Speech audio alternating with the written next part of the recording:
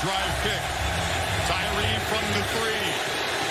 Tries to get the edge, but he's swarmed under by the coverage team, flying down. They stop him at the 15. Chip Trahanum on the stop. And Day won the toss deferred, put that defense right on the field, and here comes Tyler Buckner making his first career start for Notre Dame. And that's the most important thing. First career start. You see last year he was a change of pace guy to Jack Cohn a year ago. Right now Notre Dame just wants to ease him into this game, get him comfortable. Dual threat guy. He can throw it, but very effective running the football. Need to do it tonight. Comes from San Diego. Audric Estime, number 7. Here's the tailback to his right. And the first pass is complete. Gets caught on the edge by Lorenzo Styles, who gallops down the sideline, makes the cut, an electric opening play. There is a flag down way back near the line of scrimmage, so hold on. Well, he came in high. You wonder if that might be a call on Ohio State roughing the quarterback. Might be added on to the end of this play. The Tuimoloau came in there? Yes. Ohio State brought a corner blitz on the first play. Defense. Low to the head. 15-yard penalty. First down. ACC crew. That's Notre Dame's regular official. So 54 yards plus 15 on the penalty.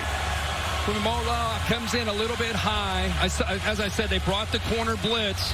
I think maybe ask Bill about that. I don't know. He got him low initially, Bill, and then he came up high. But the point is, nice job of, you talked about settling Buckner in. Great way to do that with a quick pass to get the ball out in a hurry. Yeah, it was a secondary act to the head that got the flag.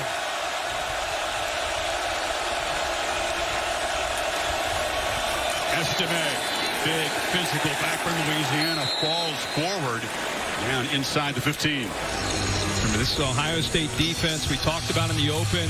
Changed coordinators, brought in Jim Knowles as a new defensive scheme.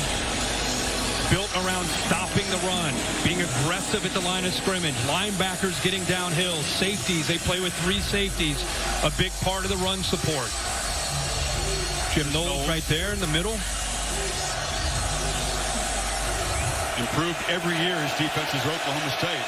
Inherited a mess and built an elite defense in 4 years. Logan Diggs is now the tailback. 2nd and 7. Diggs swarmed behind the line. Very quick penetration by Michael Hall Jr.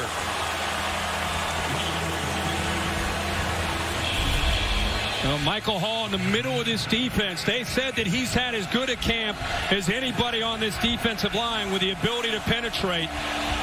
Now, they came into camp wondering who might take over up front. They said, guys, Michael Hall is dominant. See him. If he's as good as he's been in scrimmages, he'll be tough for them to handle. 3rd and 9. Tyree, the 3rd different back in this opening series for Notre Dame, is a dangerous receiver out of the backfield. Buckeyes are showing some pressure here. Yeah, big part of this defense is disguising on 3rd downs. Tyree motions out. Empty backfield. They rush 4. Buckner cannot escape, and he'll be slammed down. That looked like a design run all the way. And after that 54-yard gain and the penalty on the opening play, Buckeye defense stiffens. Steel Chambers with the stop. Yeah, they're trying to sneak a quarterback draw in here. You'll see the center release, but Ohio State not fooled at all. Playing zone, showed man, dropped his zone. So what that does, all eyes on the quarterback. They were in position, not fooled at all there on that 3rd down play in the red zone. Notre Dame goes to the transfer portal.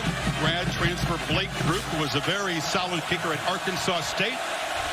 Diminutive, but he's got good range. This from 33 for the prove, so looks like he may stay dry tonight. Let's hope so. You're Notre Dame. Got to be happy with a first possession, a big play to be able to get you into field goal range and coming away with points on that opening drive. Zach Yoakum won the competition to kick off for the Irish. He drives it to Abuka at the goal line. And Mecca Abuka, one of the young receivers, will have an enhanced role with the departure of 2 first-rounders on offense. Takes it out to the 25. And here is C.J. Stroud. He's not yet 21, but as you said, he's like a 25-year-old NFL pro. Hard to improve on last season, but he's worked hard on some fine points in the offseason. And you and I last year had a chance to really get to know him pretty well. We did so many of his games, and just the maturity about him when we sat down with him yesterday, the intensity, the focus, to look in his eyes growing up in the Los Angeles area, referenced Kobe Bryant a few times as far as his approach and the attack mentality that he wants to have leading this, not just the offense, but the team this year. Added about 15 pounds, working hard in the weight room. Travion Henderson is the featured back, another Heisman candidate on this offense, and he cuts it back for a 3-yard gain. There's a flag down. His helmet came off in. That was the offensive tackle, DeJuan Jones, who lost his hat and will have to leave the game. Here's the Chick-fil-A impact players. Flag came in late. Might have been what you're referencing. Jackson Smith and Jigba, Travion Henderson, they want to be balanced tonight. Of course, we know about the receivers. Isaiah Foskey on one number side. 57. 15-yard penalty. Automatic first down. Player number 79 can stay in the game. Adamila got the hand up and on the helmet of Jones, who's allowed to come back in the game because of the penalty. And that moves the football to the 44.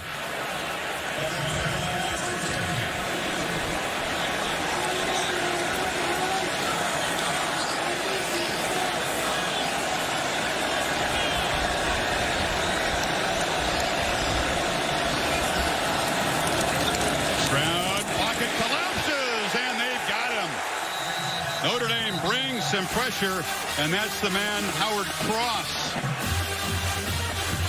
Well, Cross gets home right here, but the linebacker pressure occupies the offensive line. Cross is undersized in the middle, but wins inside, and eventually, you see Stroud had to step away from the blitz up front, but Matthew Jones just not quick enough to the outside. And how about Cross? They talked about how quick he can be. Buckeyes playing quick, low throw to Smith and Jigba, incomplete. Yeah, Cross, big, fast, agile, quick, violent hands. That's what you pretty much need to be an elite defensive lineman. Yeah, it works. You don't have to be a big guy if you can use that kind of quickness. You know, we've talked so much the last week or so about Jim Knowles. What did not get heard or talked about much was Al Golden coming in as a defensive coordinator. Was with the Bengals last year in their Super Bowl run as a linebacker coach the last couple years, bringing some NFL wrinkles, especially to this defense on third down. 30th year in coaching for Golden. His defense trying to get off the field on 3rd and long. Stroud flushed, complete underneath, but way short of the marker to Ibuka. So that Notre Dame defense with that sack kills the drive. Brandon Joseph, the grad transfer from Northwestern, was there. Yeah, they show blitz and then they back out. You only have 3 Notre Dame pass rushers, which allows they to have 8 back in coverage. Took away all of his primary receivers, forced to kind of just come underneath there, and Notre Dame does a very good job after the personal foul getting off the field. Joseph back to return the punt. He's a guy that had an interception, that circus one-handed grab against Ohio State in the Big Ten championship game a couple of years ago. He talked a little noise this week. He certainly made himself a target for Ohio State fans.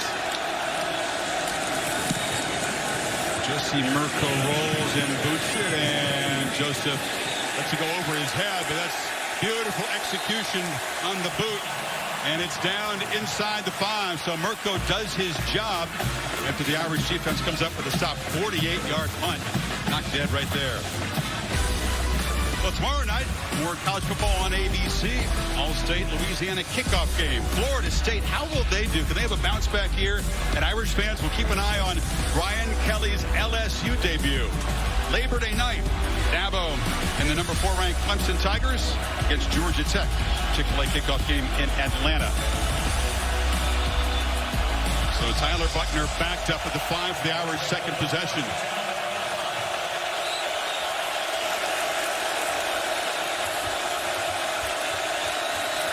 Estime from the goal line tries to bounce it, can't get there. He'll be tackled behind the line, a 2-yard loss.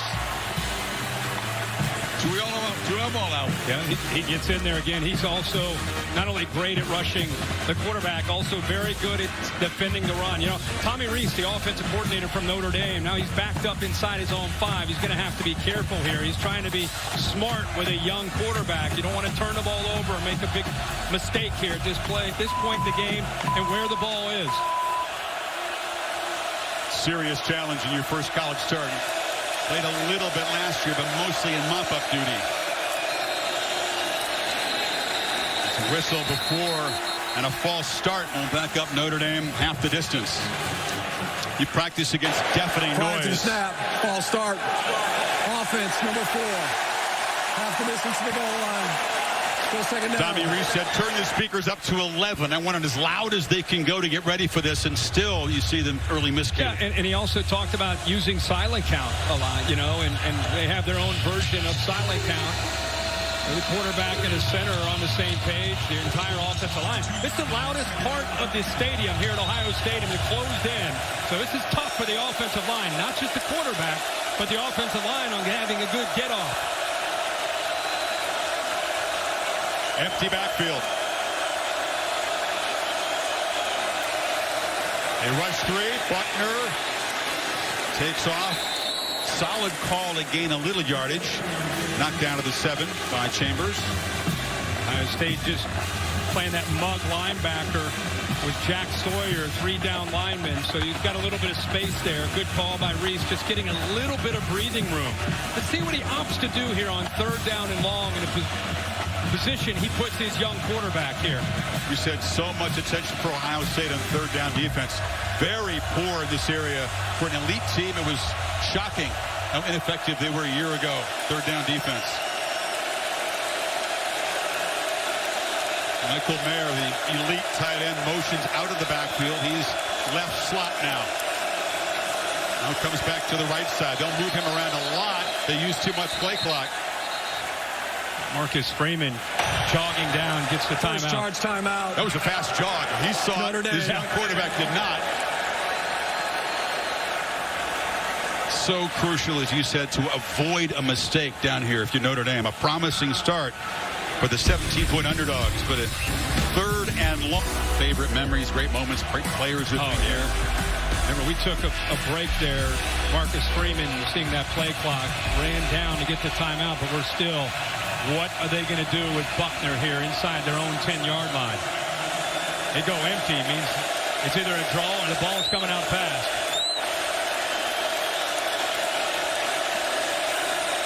Ohio State showing some pressure up the middle. Let's see if they bring it.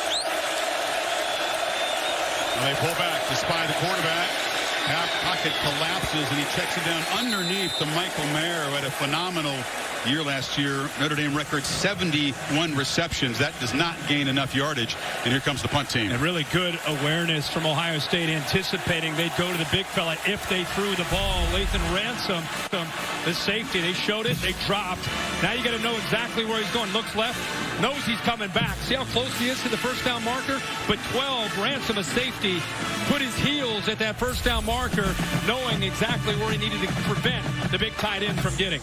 John Sott, grad transfer from Harvard, will do the punting, and look who's back at the 45. Jackson Smith and Jigba. As dangerous with the football as anybody in the sport. It's a short kick from Sott.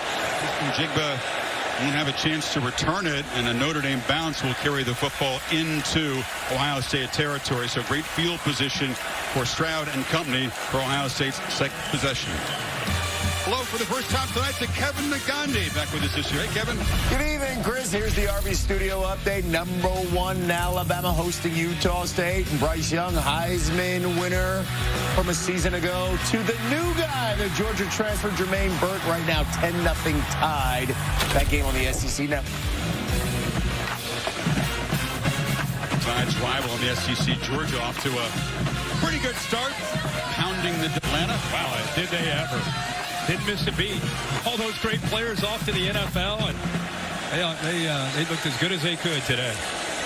Smith and Jigba circles back, catches it behind the line, gets the block from Harrison on the edge, and is hammered down hard, loses his helmet as he's knocked out of the 49 by Brandon Joseph, who let him know.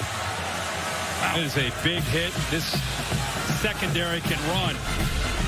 Chris, you brought him up a little bit later. He comes into this game with confidence. He talked openly about when he was at Northwestern. Early in his career, they played Ohio State in a Big Ten championship game, and he didn't walk away very impressed, and he let it be known. It's not about when or if we win, it's when we win in Columbus. Yeah, they noticed that here. Take it to Henderson. Stroud looks to throw downfield. And hollering for a flag, and they get one. Cam Hart was in coverage on Ibuka. Well, these corners are being asked to hold up one-on-one. Looks like his hand grabbed the hold of him. Defense, number 5. 15-yard penalty. First down. Let's keep it up at the top. Looks like he grabbed his arm. You know, the jersey. Gets a hold of the jersey. Pretty easy call for the official. Cam Hart, maybe he thought he was preventing a touchdown. Now he came to Notre Dame as a wide receiver. But plays the cornerback position with pretty good instincts and a lot of confidence.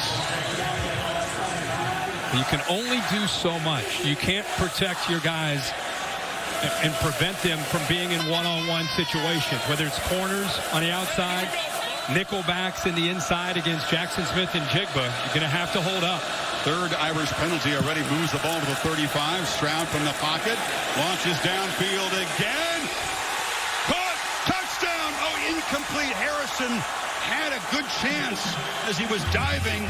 Got his hands on it, couldn't get the catch. Yeah, but I think the ground knocked the ball loose when he came down, unable to complete the process. You're right, that's where you thought he had it. It looks like the toe touched, but again, the ball comes out. Here's the progressive pylon cam. His toe was dragging, but he's got to hold the ball to the ground. Yep. Once you go down, you got to hold on to it. Progressive pylon cam showing you a really good look. How about they go right back to that matchup? Go right back after Cam Hart. Now they swing it in the flat. Ibuka is knocked down. That's a solid tackle made there in the open field. Really good job by Tariq Bracy, 28. Bo Bauer makes the play. Good job showing sideline to sideline speed, but I thought 28 did a heck of a job of fighting off that block and forcing him back to the inside where he had help. Bauer's a veteran, man. This is his 52nd game, but one start. He's been a role player, now counted on to do more. 3rd and 6. Pressure picked up. Ball out quickly. Gets made on the edge by Ibuka. Galloping down the sidelines. Touchdown. With the short field, the Buckeyes strike quickly to take the lead. One of the young guys being counted on to be a key weapon for Ohio State this season. Well, what you saw pre-snap from C.J. Stroud, there's LeBron James excited. He sees one safety up, the other safety over here, tells him he's got one-on-one. I'm telling you, make a mental note. They're going after 5, Cam Hart to the field. Throws that away from the safety to the outside, away from the corner, and then he believes in his receivers to be able to make plays after the catch, and a nice job by Ibuka to be able to get it into the end zone.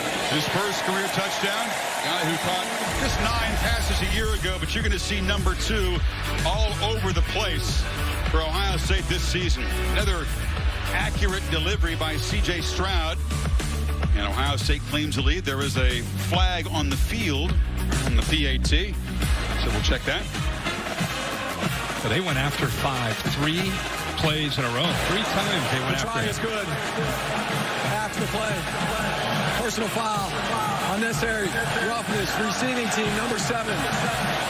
That 15-yard penalty enforced on this extreme kickoff. Timeout. So Isaiah Foskey is flagged, and penalties have been a problem for Notre Dame in the early going. But the Buckeyes had that quick strike. But since not much in the last 6 plays. Jack Cohn came in from Wisconsin, played very well in his one season at quarterback. Kyron Williams was the running game. Kevin Austin, fortunately, out injured. So these are some new faces and 2 guys in the middle who are back from last year. We've seen Buckner, Brandon Joseph. We'll see a lot of him tonight on defense and as a returner. Tommy Rees talked about using the first couple series to be able to show a lot of different personnel groupings and formations, especially week 1 with a new defensive coordinator, try to get a handle on how they're playing and go from there. Irish with 2 tight ends in the game. Off play action, Buckner dumps it down. Going to try to get the ball as many times as possible to Mayer. But again, they tackle him soon after the catch. That was Hickman.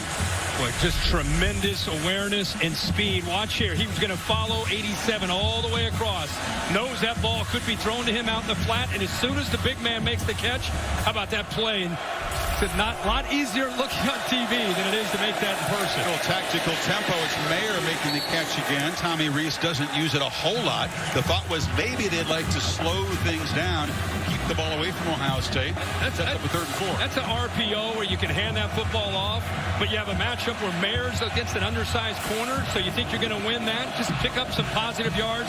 Give yourself a chance here on 3rd down and 4. 0 for 2 on 3rd down in the early going.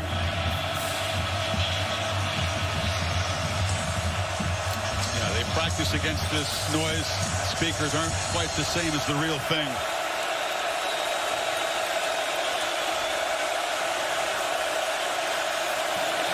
Buckner, he'll be driven back and sacked.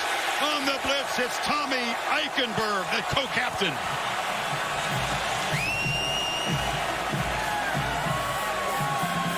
For the Notre Dame offensive line, they shifted their offensive line to the left because they saw the potential of pressure. What ends up happening is they slide left, but eventually 35 is able to get through. When the offensive line slid up, it's exactly what Jim Knowles wanted. Everybody to come down, and then you bring 35 wrapped around that, and you're able to get pressure and zeroes in on Tyler Buckner without him even really being able to adjust or see it. 2 straight 3-and-outs for the Irish offense. Sott drives the punt once again. It's so short that it can't be fielded. It's Ibuka who lets it roll dead, and it's a good Notre Dame roll down to the 28-yard line.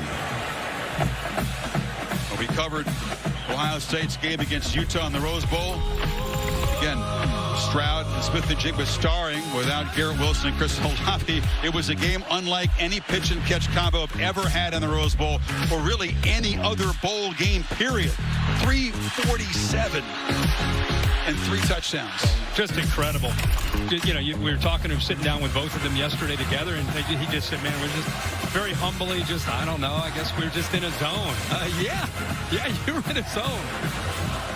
Look at the records that they tied or broke. They needed every one of those points, though. Sure Utah was right there, and Cam Rising, the quarterback, knocked out of the game when it was tied early in the 4th quarter. Ohio State with a chip shot to win it at the end.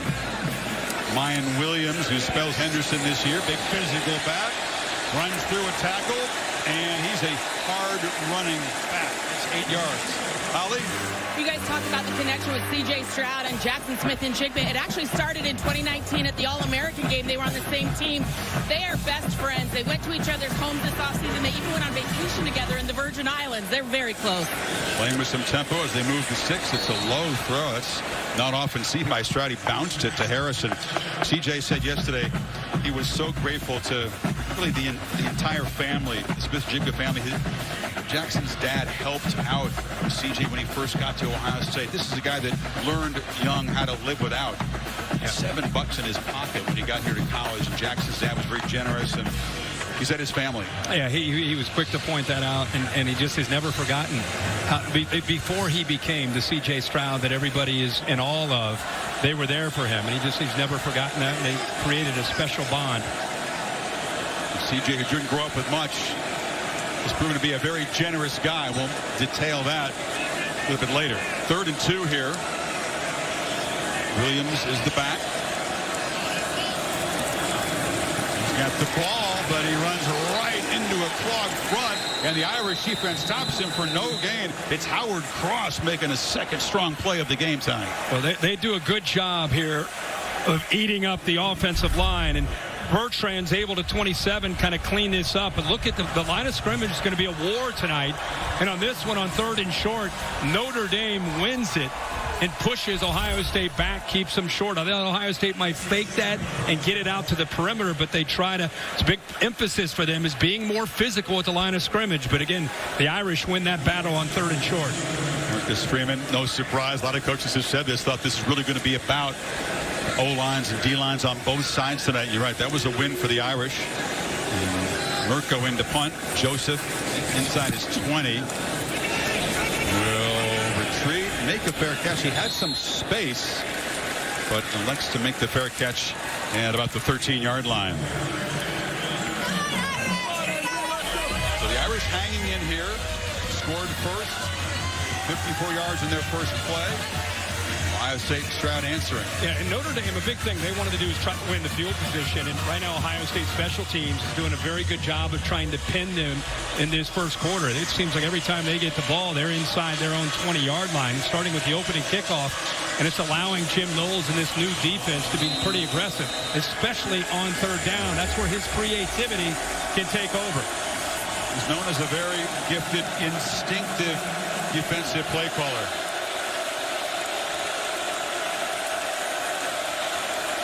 Backed up again. Irish have had poor field position since that opening field goal drive, and they hammer straight ahead, lowering the shoulder as Estime Hickman got flattened on that play. Gained about 8.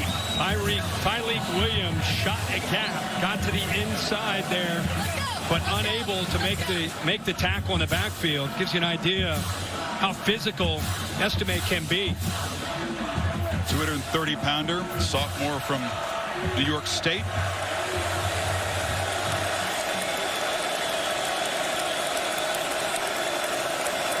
Estime again shows good patience. He's got good feet for a big physical back. First down across the 25. He came into camp as the guy that was probably the third guy, sitting on the outside looking in. Tommy Rees telling us this week he's a downhill guy, physical back, but make no mistake, there may be a chance he runs out there with the first unit because of how good he has been. He is an every down kind of back. Even he's always at 225, 230. He can catch the ball, he can run downhill, and he can hit you with some quickness as well. 3 backs with very different skill sets will be featured all season for Notre Dame. Estime's got it again. Spins out of a tackle. Looked like there was nothing there and gets a few yards. In a game where you're trying to take the air out of the ball and keep C.J. Stroud and Ohio State offense on the sideline, that little spin move at the line of scrimmage, and we've seen that a couple times where he's got hit close to the backfield, and he didn't go down. Ohio State better wrap him up. That time it was Cody Simon unable to bring him down. So you're talking about potential loss of 1 or 2 right there. Gets out of that with that spin move and the physical power that he has, and he picks up some positive yardage.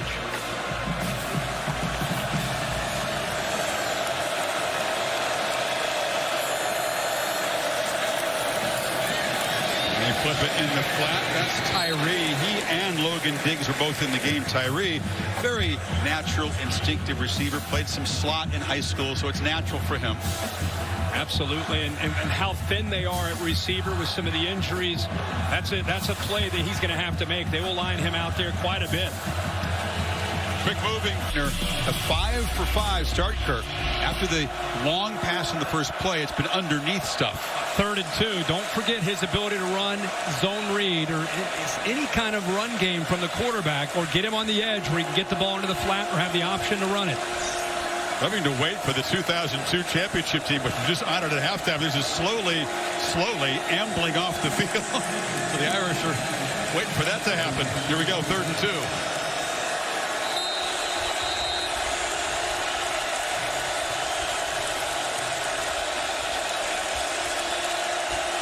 Tyree is the back. And the Irish trying to get lined up here. Mayer is in the slot to the left. Ransom across from him. Buckner looking in that direction. Launches downfield. Jump ball. Is it intercepted on the carom? Or caught? Salerno went up. It was juggled. Denzel Burke was there. He's a 5th-year walk-on. The ball is underthrown. Ball looked like it was tipped by Burke, but how about the walk-on, who they say, my goodness, this quarterback Buckner trusts 29 as much as any receiver on this roster. Never gives up on it and hauls it in. He hasn't played much, but he will be ready. That was his scouting report. 29-yard game. What a play. Buckner across the middle has a man wide open. Kevin Bowman, the tight end, hauls it in. The Irish are threatening. Watch this, the fake to the sweep. Watch what it does to the backers, and it opens it up right down the middle. A nice crease here. Fake out to the outside. Linebackers clear out. Big opening and an easy throw for Buckner. Nice call there by Tommy Rees. So you've never started a game, Kirk. You get one of the hardest possible starting assignments in college football in your debut when you start out 7 for 7. Freeman said his quarterback had the right look in the eye. Poised, not awed by this occasion. On first down, Tyree makes a cut, knocked down at the 7. Tommy Rees deserves a lot of credit, and that entire offensive staff for the plan they put together in this environment. They knew exactly what they needed to do.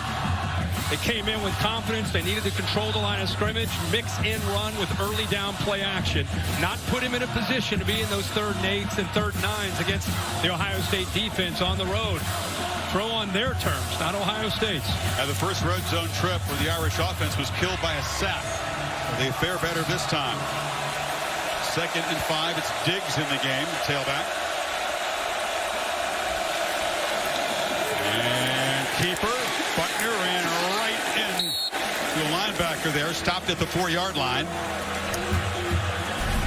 Watch Simon this time. Remember how he got fooled a little bit when they hit that seam route? This time, he doesn't go with that jet motion. He stays with it, eyes in the backfield, knowing the threat of the quarterback potentially pulling it and coming out the other end. He's in position, makes a heck of a play there.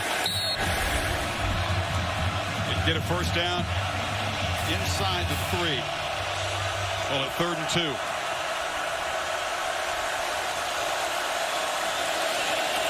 A little screen, catch made, stopped short of the goal line is Mayer, but it'll be 1st and goal. Well, it is tough to stop the big man on a tunnel screen. You give him momentum and a chance to come downhill. Burke the corner. You see a big hit there by the linebacker, Eichenberg, who tried to dislodge the ball. But on 3rd and short there, I don't know if he makes that catch. It's just hard to prevent him from getting to where he's trying to go for the first down. 4th catch already for Mayer. That is job 1 when you face this Notre Dame offense. Account for number 87. 3 tight ends down in the game for Freeman's offense. 1st and goal. Ohio State, Ryan Day, they're running down this time to get the timeout. 3 tight ends, old school I formation for the Irish there. He's in the end zone right there. So a fired up Freeman, and the Irish, they've marched it 86 yards on the doorstep for this very tough road assignment. Long march, couple of big completions, a 31-yarder to Salerno on the juggling catch. Then he hits Bauman for 22. It's a 10th play of this drive. Yeah. One piece of business, though. Punch it in, I formation again. Hand it off to the up man. That's the fullback, Estime, who dives for the end zone.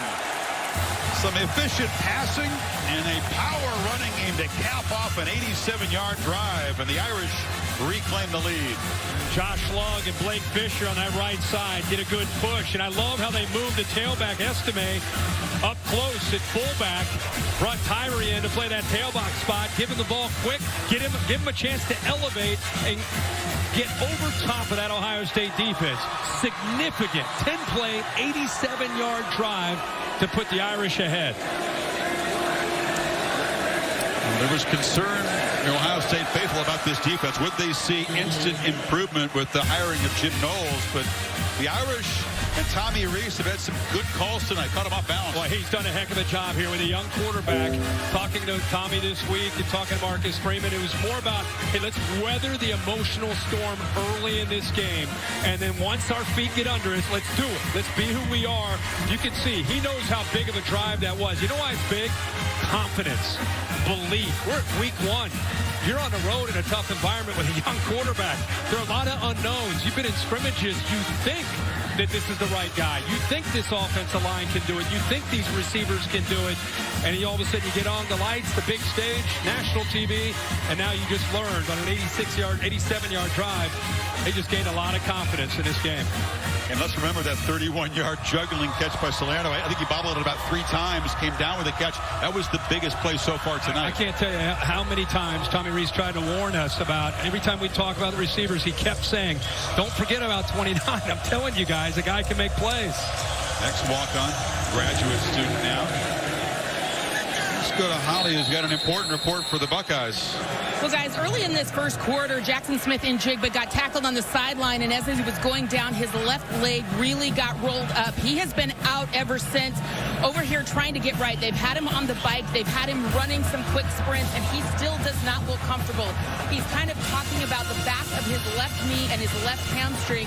They keep having long conversations with the athletic training staff, but right now this does not look promising for him to feel comfortable enough to return to this game. I'll keep you updated, but you can see how awkward that is when he comes down with both of those legs. Yeah, Holly, you can really see that left leg really stretched there on that play. He's been targeted twice, made one catch for just 4 yards. So we'll keep an eye on that bicycle on the sidelines. And there's a movement penalty on Ohio State. All of a sudden, you lose your number one target. Prior to the snap. False start. Offense, number 79. 5-yard penalty. First down. You know, your defense gives up a long drive. You're down now. And, you know, this is what it's all about, facing adversity. But you lose Jackson Smith-Njigba, at least for now. We'll see how long he might be out. And all of a sudden, Jaden Ballard steps in, number 9, who they feel very good about his potential. But I don't know if they expected him to be out there playing in the first half. So it's 1st and 15. 2-by-2 look for Ohio State. Henderson in the backfield. Stover comes in motion. They run it back to the right. Henderson bounces it, and it's a solid gain back to the 29-yard line. Go behind the big man, DeJuan Jones, at right tackle, does a good job of turning his body and trying to seal off any kind of penetration from the Notre Dame defense. They go back to the tempo. Another carry on the pitch. Henderson scoots to the edge. A couple of running plays. Set up a 3rd and 3. Gian Fleming, another receiver for Ohio State. Holly reporting also not in the game at the moment, Kirk. So some new faces replacing the fresh faces. Yeah. And these young receivers, when we saw them in a Rose Bowl, Marvin Harrison and Emeka Egbuka all of a sudden become go-to guys and become more experienced just based on what they did in that Rose Bowl, based on who else is around them right now. Buckeyes need 3 on this 3rd down. 1 for 3 so far tonight.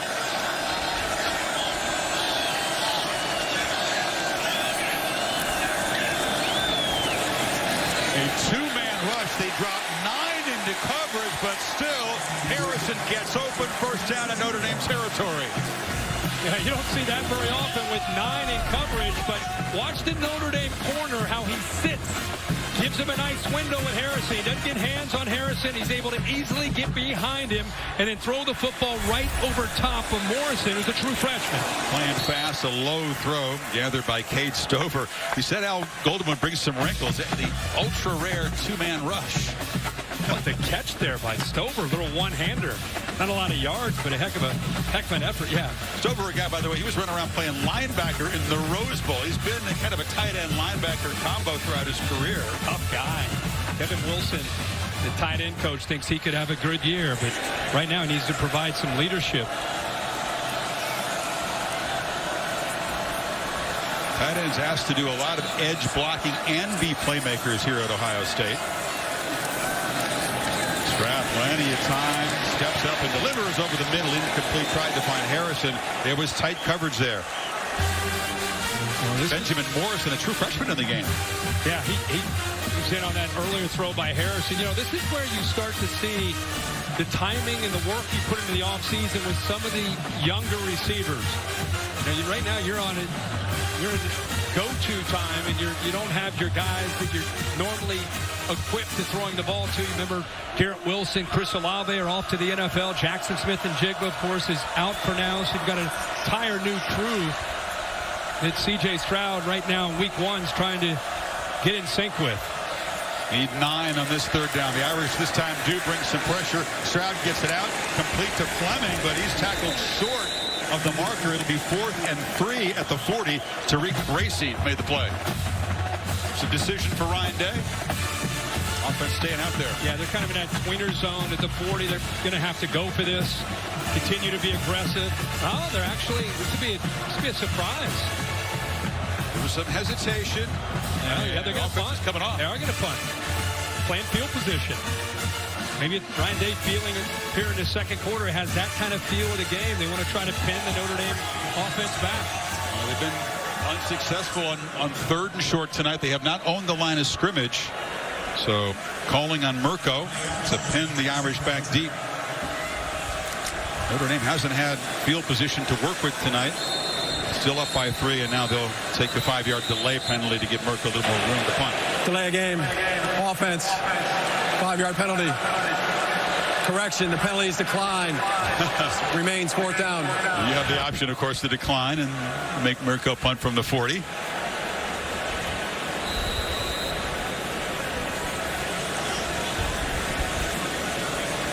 Quiet stadium. Just the way Notre Dame likes it at the moment. Yep.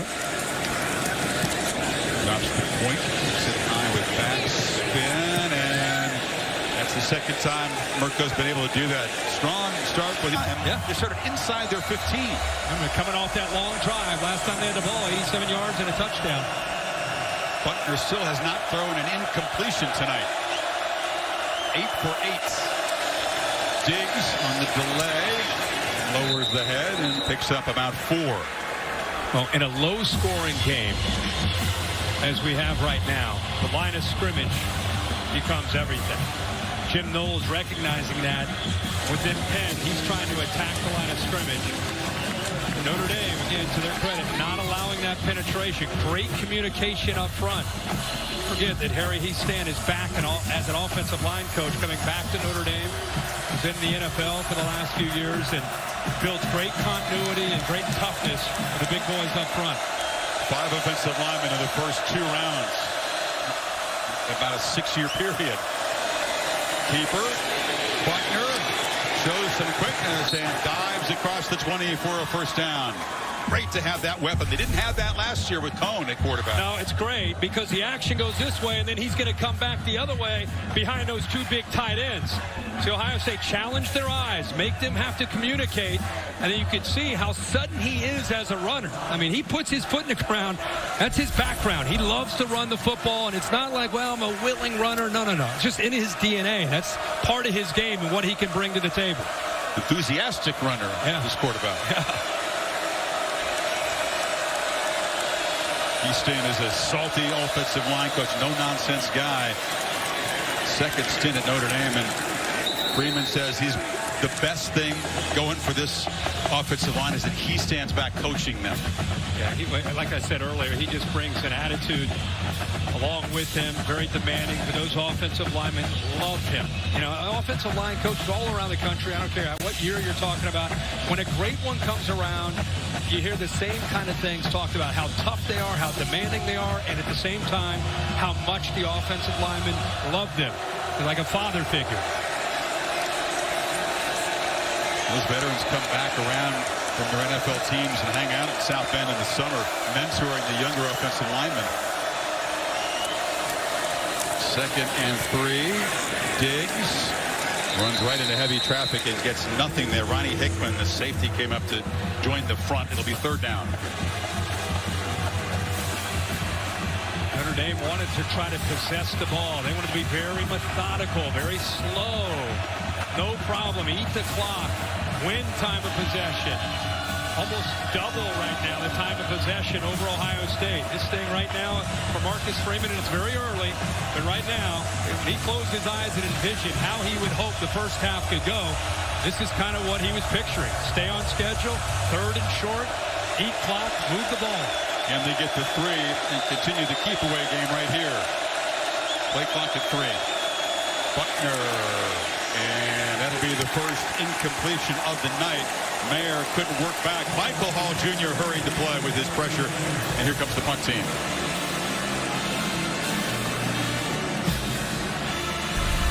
Really nice job here. See that mug linebacker? They move Hall out to the outside. And a little miscommunication on the left side of that offensive line. He was able to get by. Didn't get the sack, but he hurried Buckner that time on a throw. Smith-Njigba's absence not just hurting the offense, but he has replaced his punt returner by Ibuka, who's still a talented guy.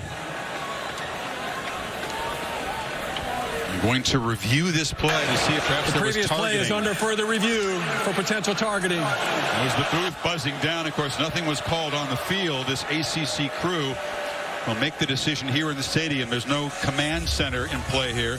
Bill Lamagna joining us. Bill, what's your take on this? The defender did lower his helmet, but I don't see this as forcible contact. I'm really hoping they don't go with a targeting call on this. This is not the intent of the rule. Yeah, that did not look like he had lowered it and charged forward. He wasn't taking aim with the crown of the helmet on that. I can see him taking a look at it. Yeah, and I think for the fans at home, they keep being trained by all of us, and especially you, about when you see the helmet go down, is that right away they think, and that's probably why they buzz down, right? But the difference is the intent. Exactly. He did not aim at him for that. He was almost falling into the tackle. That's a good description. He was kind of work his way around some bodies there, lost his balance, fell forward. This becomes, an enormous impact review as you take a look at the wording of the rule here. It's been a tweak to the targeting rule this season. It doesn't involve what you're seeing on the screen. It says any forcible hit by the crown of the helmet. You would not define that as a forcible hit. I don't have it as forcible, okay. No. If they do rule it as targeting, of course, it's a first down. Notre Dame keeps the football, and Michael Hall Jr. is a key component of that defensive front, will be ruled out. Another look. He just trips over a leg and kind of falls forward here. Yeah, that's a good point. That right leg definitely got caught. This isn't a polarizing rule. Obviously, player safety should be one of the most important things, but this is the kind of thing that's it's taking a while for this review that drives fans crazy. Aren't you, yes. Bill? Yeah. I'd be shocked. After further review, there is no foul for targeting. It took a while, but we think the correct decision made, and Notre Dame will punt. So he was looking for Mayer, but finally Buckner throws it incompletion in his first career start. They were able to gain a little field position before sending John Sott out there. Ibuka standing at his 41.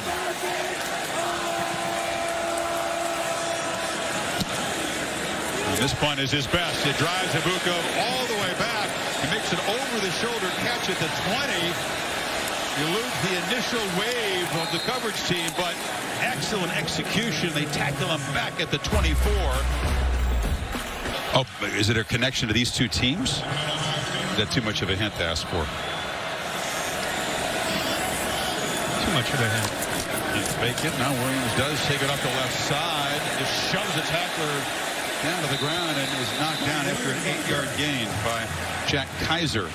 That's the best run of the night there by Ohio State. If you're just joining us, Ohio State's best receiver, maybe the best receiver in the country, Jackson Smith-Njigba, has been out, kind of holding that left leg, riding the bike. He does have his helmet on, trying to convince, and he's back in the game. Finally back out there, so keep a very close eye on him. This offense has been out of sync with him on the sideline. Receivers bunched to the right. And early traffic. Mayfowl got in there and knocked Williams down. It'll be third down. They're just enough to move the sticks. They're going to move it to the 34-yard line. Ohio State has talked a lot in the offseason about emphasizing the line of scrimmage and running the football, not being one-dimensional, not just relying on C.J. Stroud and his group of wide receivers, trying to be able to push people around because that can set things up, obviously, and what they want to do in their vertical passing game. Play action. Stroud checks it down. There's Smith-Njigba not able to escape. Tackle made in the open field there by Bracey. Short gain. Bracey tracked Jackson Smith-Njigba the entire way across the field.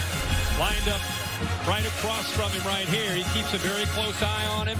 Sees him going. Follows him. Tracks him. Ball is thrown late out into the flat. Does a nice job of being right where he needs to be. See if there's any sign of that left leg injury being a factor.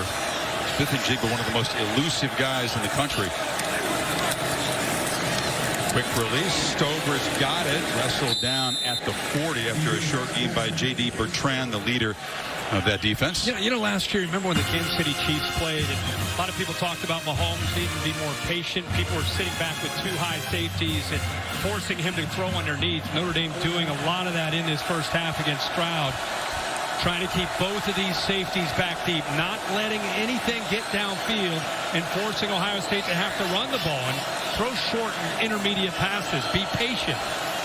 Pre-snap chess game here. Buckeyes took a look at the defense, made the adjustment. Stroud looks underneath, and it's Ibuka who knifes for a first down into Notre Dame territory. Accurate dart by Stroud. And brought that middle linebacker. It's picked up nicely by Mayan Williams and gets that ball out in a hurry. And again, Ohio State, I think the reason you're seeing more tempo, they want to try to get this Notre Dame defense on its heels. Ibuka's been the main target tonight. 5 catches. This is Stover. Second catch of the drive. Just bounces off a tackler there. And falls forward. Xavier Watts with a pretty big hit, but unable to wrap him. Boy, he's limping off again. Smith-Njigba trying to give it a go, but clearly limping. Yeah, he made that catch, didn't have much explosiveness, and then it looked like he was sort of out there as a decoy, but now they'll pull him off the field. They caught that one ball, but unable to do anything after. Mayan Williams also off on the sideline. Physical game. Bring back to Speedy Henderson at tailback on 2nd and 3. He's got it. Bounces it to the left. Creates some space, and that's his best run of the night. The feature back for Ohio State. Makes an impact. First down to the 25. Well, that's using his vision. His play's designed to go right. Gets bottled up. Doesn't give up on the play. Now he's dangerous. 32 with space is very dangerous. Nice job of bouncing, using his eyes, using that vision. And that's the difference, in my opinion, with Henderson this year. The patience and being able to make those cuts and get holes designed to the right. He still finds it back to the left. They want him to be patient, but he is one of the ultimate home run hitters in the sport. 19 rushing touchdowns for Ohio State. Broke the freshman record held by Maurice Claret last year. Stroud on the move. Pressure. Delivers to the end zone, and it's incomplete. Crowd wanted a flag. Clarence Lewis was defending on Ibuka, trying to come back to the football. And we've been talking about that too high safety look. This time they go with one safety in the middle, leaving their corner isolated one-on-one. Ohio State goes right at him. One-on-one matchup, and out and up move. He got separation. The ball just thrown a bit late. You can see he has to come back to the ball. Because C.J. Stroud, as he tried to work to get to the outside and get outside the contain, it took him another step or two to have to do that, and that caused the ball to be thrown late. Good work by Lewis, who was really picked on in the Fiesta Bowl loss to Oklahoma State.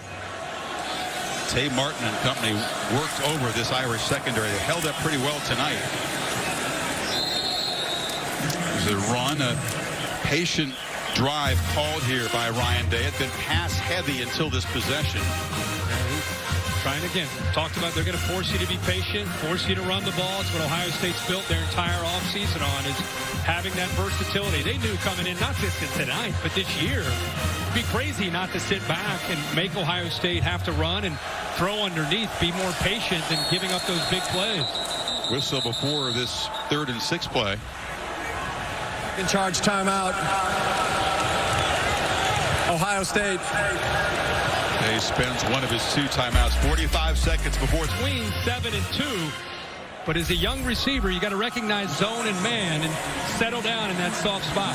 So Noah Ruggles, who won the Rose Bowl with a chip shot, missed only 1 of his 21 field goal attempts last year, is still, no, he missed it. It came right near the top of the upright. It's no good. And after a 10-play drive, the Buckeyes come up empty, and Notre Dame will take the lead to the locker room. Just shocked to see Ruggles miss an easy field goal. Yeah, and if you go back to that 3rd down, watch the receivers as the ball snapped. They're still kind of talking to each other. Ball snapped. They're late off the ball, so that affects the timing also between C.J. Stroud and Ibuka. So just from word go on that critical 3rd down, you could see what happened there, man. And also he wants them to settle down in the zone, but Just a miscommunication on that big third down play. Irish figured who's taking a knee here. But how about this Notre Dame defense? You know, Freeman and Golden both said, we can't match Ohio State for personnel, for talent on offense. But we have 5 graduate students, guys with Notre Dame degrees. They played for 3 different defensive coordinators. They're very smart and experienced. So we can be complex on defense and limit our mistakes. And what a first half, holding an offense that many think might score 50 per game this season to 7 in the first half. Al Golden told us when we had our time with him, he's a defensive coordinator. He said, you know, these last few years I've been in the NFL, and he said, you know, this is a smart defense. This is a very, very smart defense that has an ability to surprise me. How much they can absorb, how much they can pick up. So, yes, on one hand, I've adopted the verbiage of Marcus Freeman's defense, but I brought in some stuff, and I've been blown away because we don't have the time that we have in the NFL. I've been blown away with the intelligence as a group of how quickly they've picked up what I'm trying to coach them with. Part of a Bengals staff obviously went to the Super Bowl. Sure. Zach Taylor was hanging around today. Yeah, he saw. But think about that. Right. You come from the NFL. Do I have to dumb it down? Yeah, right. No, opposite. Well, right, but more often than not, because of the lack of time with him, you do. But here with Notre Dame, and by the way, this first half, I know they have the lead here, but they have been about as fundamentally sound as you could hope for if you're a Notre Dame fan on that side of the ball.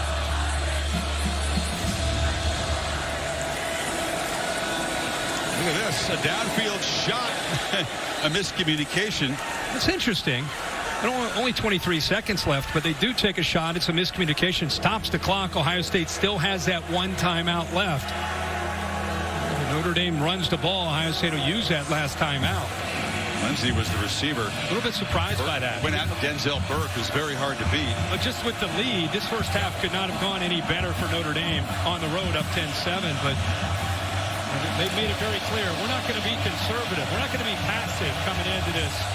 No, but you do question the decision. You're going to have to punt the ball. You can't get 9 here. Yeah.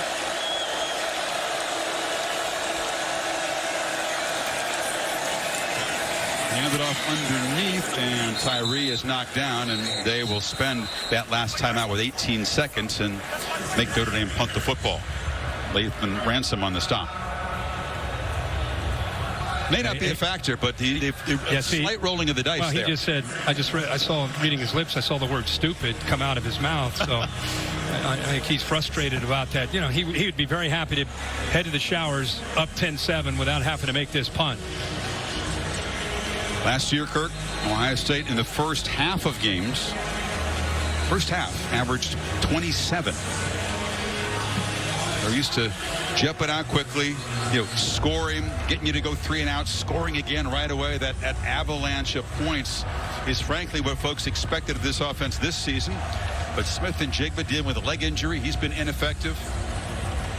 Notre Dame's defense has made him play slow ball. And without Olave and Garrett Wilson, their 2 go-to guys last year, you saw what happened in the Rose Bowl. They were able to play so well without them. So I think people just assumed that trend would continue in a game like this. Sott felt some pressure. They came after him up the middle. It's a good punt. Abuka has to retreat and make the fair catch way back inside the 25 with 11 seconds to play. Just time to check in with Chris Fallica, the bearer, for our Affleck trivia question answer. Do we take a guess? I'll say it's Miami or Florida State. Well, you're correct with one of them. We asked you for tonight's Affleck trivia question, which was the last preseason number 1 or number 2 team to lose its season opener. And the answer is Miami in 1990s. Canes lost to BYU. Roy Ty Detmer's Heisman campaign. That counts as a correct answer, Bear. I said Miami or Florida State. Also, my first game as a freshman down there was a good way to kick off my career down there. Good start. It was a good start. Didn't seem losing a whole lot often after that. Wow, what a first half of this Notre Dame defense. And for Tyler Buckner making his first career start, 8 limited, nursing a leg injury. We'll see if he can make an impact in the second half. Just 1 catch in the first. Here's our Modelo fighting spirit moment, this veteran, savvy Notre Dame defense. They're doing everything we just talked about. Typically, C.J. Stroud, one hitch ball is out, but by mixing up their looks, creating a little bit of doubt, creating a little hesitation, but he gets it out fast. How about how they're running to the ball, getting off blocks? They're physical at the line of scrimmage when Ohio State's trying to run the ball. Look at this. Look at the linebackers. It looks like a hungry, well-coached defense in the first 30 minutes of this game. At front, those experienced linebackers doing a great job. But we'll see if Stroud can flip a switch in the second half. Smith-Njigba's in the game to begin the second half. And Holly, let's check with you. Ryan Day said that with Jackson Smith-Njigba out of the game in that first half for long stretches, they just kind of got out of whack offensively. He said, I look for us to get a rhythm here on this drive, go down and score, and start to move the ball again. We just got off schedule. We've got to stay on schedule. I asked him about Jackson Smith-Njigba. He said, I'm not sure how much he can do, but I see Jackson running out there now. He is limping a little bit, but they're hoping they can get something from him this half. They targeted Harrison in the first play. He had just one catch in the first half. The guy who caught 3 touchdowns in the Rose Bowl. If Luke is featured there, it's going to be a quick third down. Yeah, one of the answers that Ryan Day is coming up with is instead of sitting back there and letting C.J. Stroud typically pick apart a secondary because of those different looks, because he's been hesitant, is just getting the ball out a little bit quicker, trying to attack the edge, almost an extension of their running game. But good job again by the defense. Need 6 here. Irish rush 4. Stroud has protection. Pump fake, and now fires a low, inaccurate throw. And it's a 3-and-out to begin the second half. Again, looking for Harrison. He did not beat Clarence Lewis. Harrison beats Lewis off the line of scrimmage and actually gets inside leverage all the way to the top right. Watch him get to the inside. He's got it beat right now, but you can see he wanted to work across the middle to Jackson Smith-Njigba. By the time he came back to Marvin Harrison, a little bit again too late, and the Notre Dame again getting C.J. Stroud out, making him come off his primary, taking that away and making him find that second or third option. Yeah, if you call it out of sync, out of rhythm, out of whack, they're definitely not clicking at this point. Joseph helps him make the fair catch at the 28-yard line. And meanwhile, as a flag came out way after the turn. Buckner has had a great first half. We'll see what they do with him in a second half. That was first play of the game. See, under 2 seconds, the ball's out. He took a late hit. That was a big play for Notre Dame's offense. Here, nice job of moving the defense and then finding a seam route to the big tight end, Bowman. And then just the mobility, reminding Ohio State, hey, don't forget, 12 can run this football, and you have to have your eyes on him at all times. After the play, personal foul, unnecessary roughness, kicking team, number 9, 15-yard penalty, first down. So, penalty there.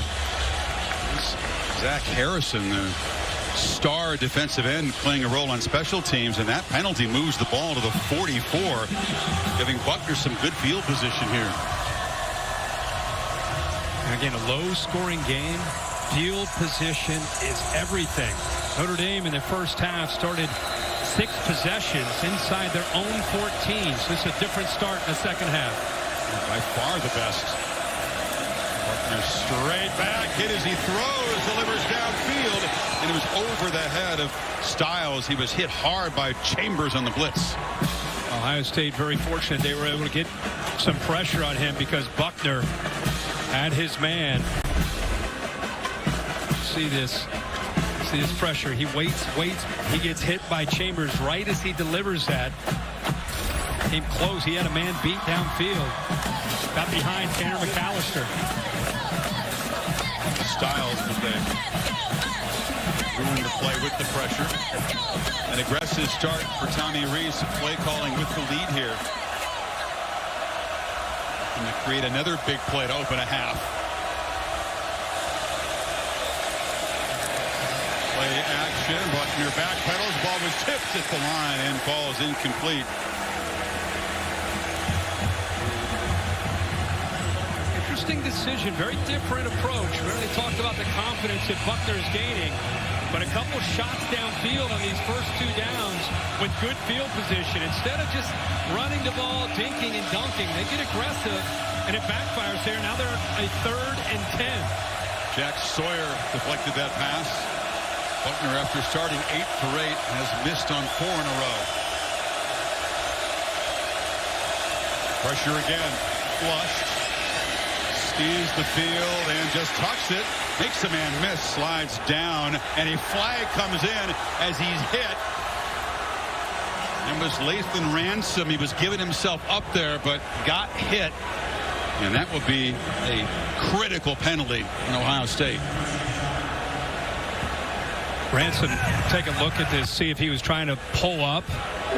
There's obviously contact. The play, personal foul, unnecessary roughness, defense, number 12. 15-yard penalty, first down. They cannot believe it, Kirk. I think you've seen an increased emphasis on protecting quarterbacks in college the way it's done in the NFL. Yeah, they do a good job of taking away all of his options. Blitz up the middle, forcing him out. It's actually picked up. Look at the coverage. Nobody open downfield. He's just going to eat it, try to get as many yards as he can. And he looks like as he's going down, Bill, I'd love to hear your take on this. You go into that feet first slide, if you haven't committed, which he hadn't, it's going to be a foul for a late hit because the ball is dead the second you break down. Second unnecessary roughness on the Buckeyes moves the ball to the 35.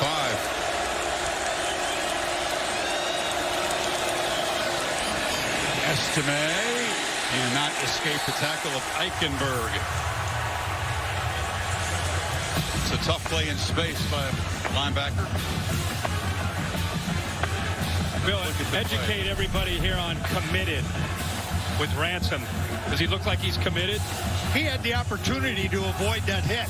Did he? He was not. I don't have him committed to it, to the hit. Okay. It's right on the edge. Yep. Tyree motions back in on 2nd and 11. Plenty of time on the play clock.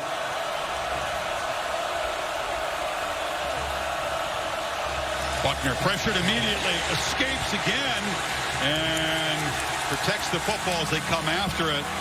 Zach Harrison got there in a hurry. He just gets back to the line of scrimmage. Yeah, right here again. He has had a heck of a game tonight. Michael Hall, nobody picks him up. Miscommunication with Josh Lugg, the right guard. Just him being able to get inside there blows that entire play up. Buckner had nothing to do but just try to escape. Another big 3rd and long for this Notre Dame offense. Just 2 for 8. That's been one aspect of the game that has not been efficient so far for Notre Dame.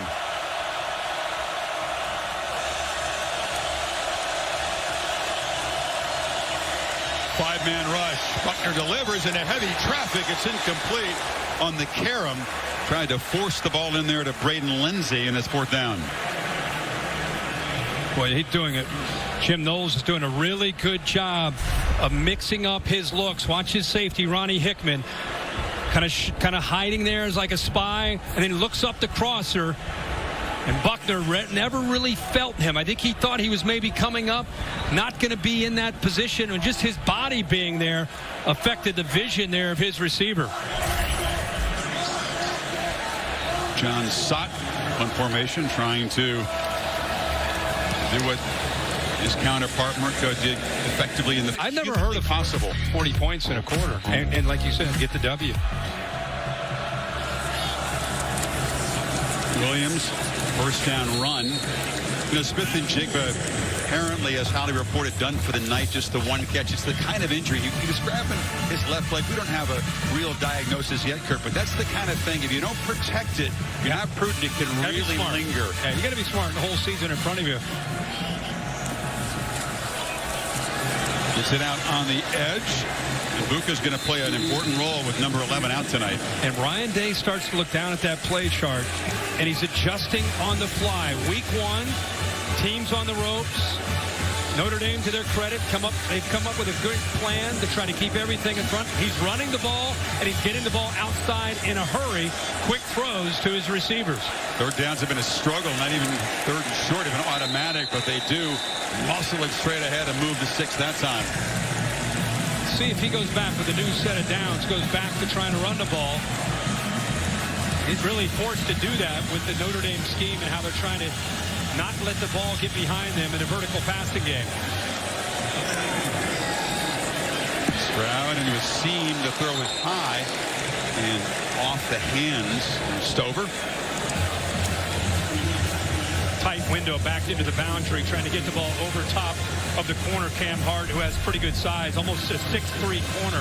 Number 5, the ball would have to be perfectly thrown to get it into Cade Stover. Veteran linebacker Bo Bauer, we saw him down to the field. Looks like it may be a cramp. He was riding a cart to the locker room. He posted there.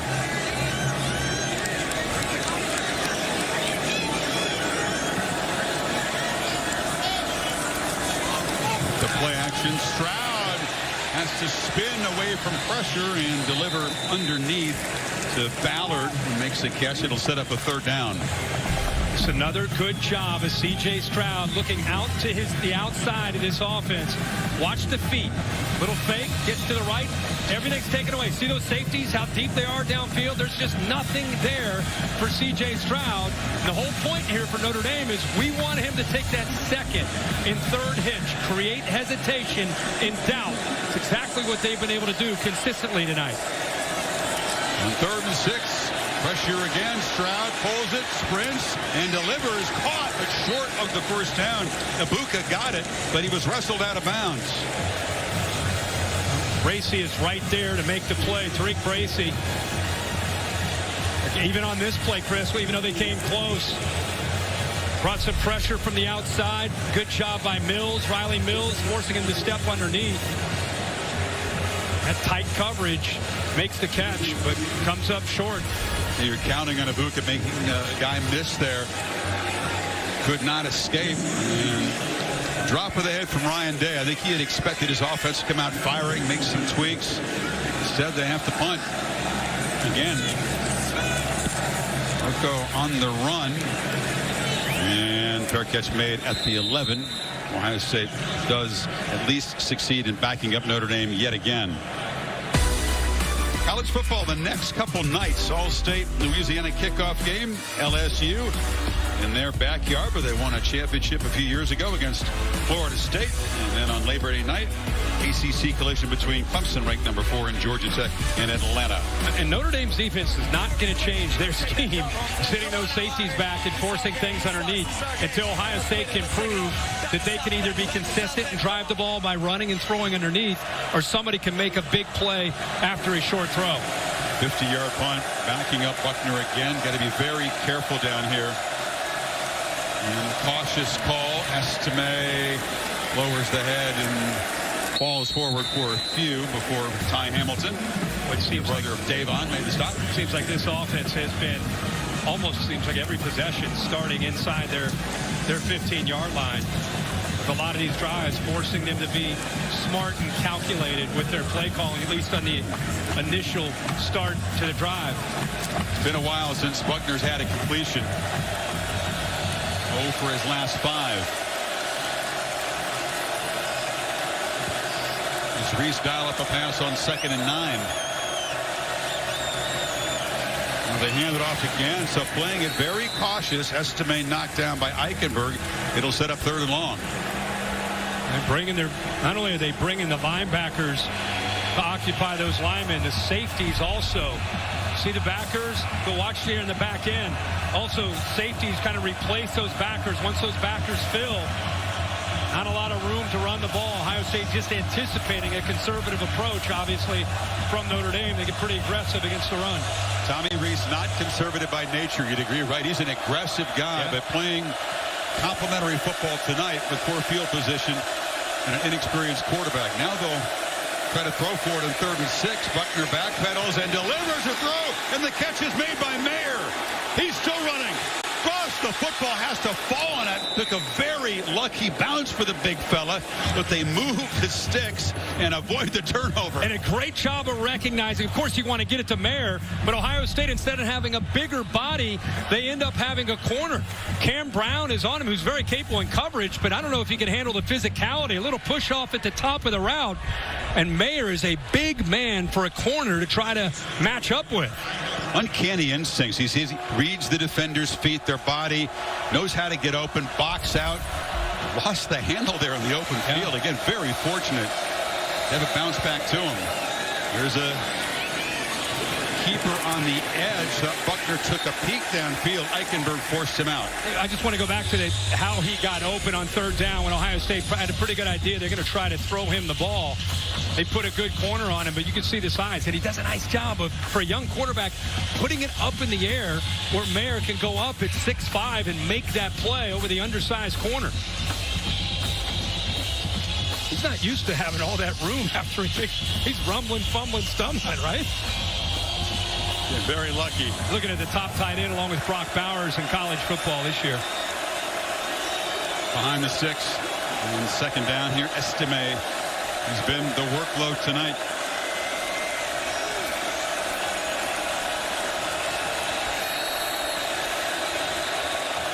Play clock winding down.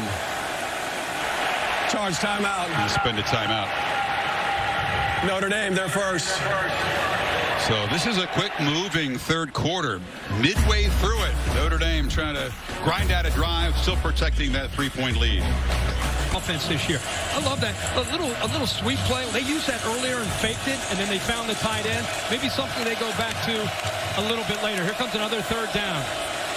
They need 8. Tyree to the left of the quarterback. 4-man rush. Delivery on the far side into traffic, incomplete. No chance for Mayer. They're predictable they were going to target him, and Cam Brown was all over Yeah, it. they went right back to him. I mean, actually, the ball's just late. He gave him a cushion. Look, I mean, he's open. Look at, he's got the cushion. He's open there. The ball ends up coming in late, and by the time he throws it, no chance of converting there. Interesting to see a 265-pound tight end working on a corner, one-on-one on the edge. Well, that's what Tommy Rees wants, right? He's going to flex him out and try to get a matchup against an undersized player that he can try to go up and over. Worked once. That time it doesn't. Quite a punting tool tonight. This is the 6th for John Sott. Again, the grad transfer from Harvard. And with Smith and Jigba apparently out of the game, Ibuka has the full-time punt return duties. This is a low kick, but a line drive, fair caught at the 30-yard line. The rain is held off. Good news for aerial coverage provided by Goodyear. Road tested and game ready. Are you ready for the road? Goodyear, more driven. It's back. The Taco Bell Live Más Student Section of the Year contest. Taco Bell providing rewards to students all season long.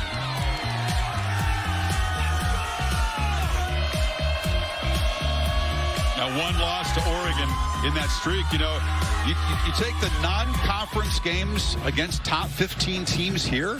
Ohio State's actually lost 4 of the last 5.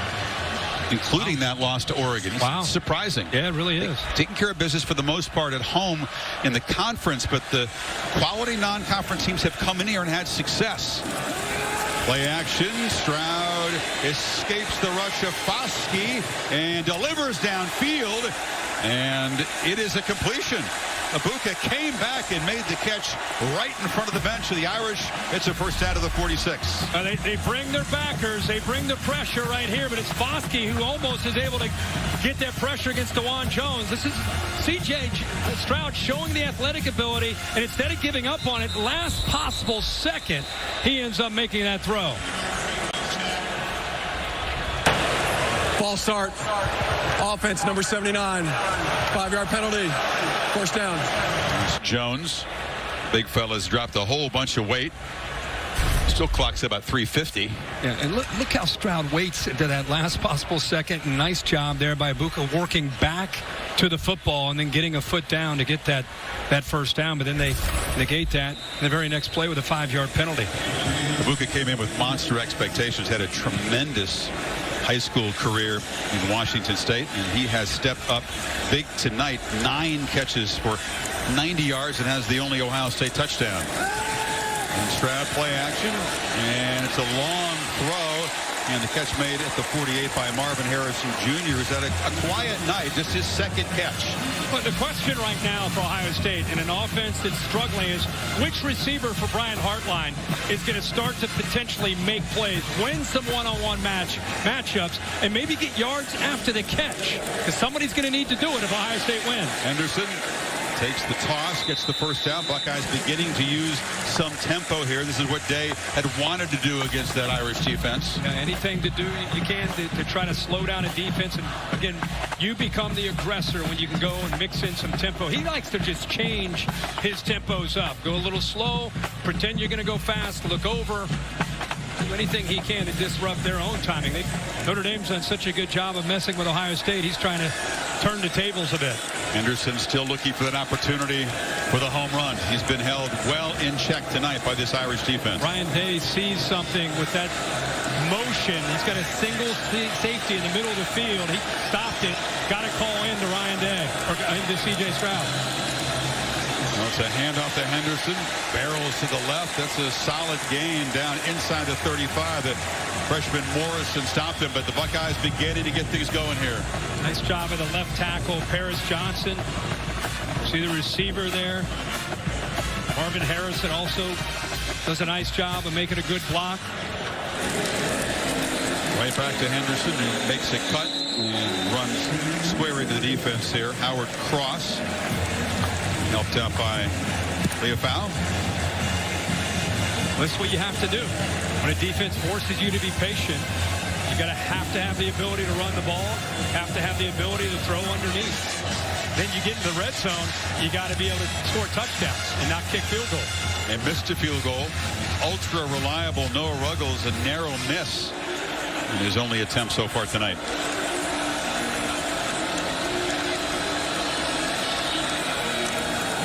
Stroud lofting downfield on the sideline, incomplete. Harrison's a big guy, but that was over his head. He tried to pick on the freshman Morrison. I mean, you're leaving a true freshman on an island against Marvin Harrison. Look at Benjamin Morris, one-on-one. The ball never gives Harrison, who has a superior catch radius with his long arms, never really had a chance there. They said that Morrison would see some action. There's a couple of young DBs in this Notre Dame team that have impressed. Jaden Mickey, Ben Harrison, nice baptism to college football. Showing confidence without safety help. CJ delivers underneath. It's Stover who makes the catch, holds the football as they try to rip it out of his hand. Ballard. They had him lined up next to Stover. And we just said, which of the receivers from Heartline are you going to see emerge and make some plays? It's been a mixed bag. This time it's Jaden Ballard, the redshirt freshman. More of a vertical threat, but Heartline says he's worked very hard to become more of a complete receiver. Eighth play of this march here. Again, looking to Henderson. And they'll take a gain of about 4 on first down. Some body blows being delivered now by Ohio State. And this is what's going to decide the outcome of this game. You get into this area for really both teams in a 10-7 game. Are you able, when everything gets tighter in the red zone, can you punch it in? Whether it's running the ball or throwing the tight windows, can you get a touchdown in the red zone? They pick up the pressure, but now Stroud has to spin away. A couple of flags down. He delivers incomplete. This is right in the holding zone, though. Yeah, get Ohio State for holding. Like 74, Donovan Jackson maybe called here. 2 flags came out simultaneously. You get down in the red zone. It's the first official red zone trip for Ohio State. The worst thing you can get is other than the turnover, is a holding penalty. You can either holding, could be a chop block too, with Trevion Henderson trying to pick up a blitz up the middle.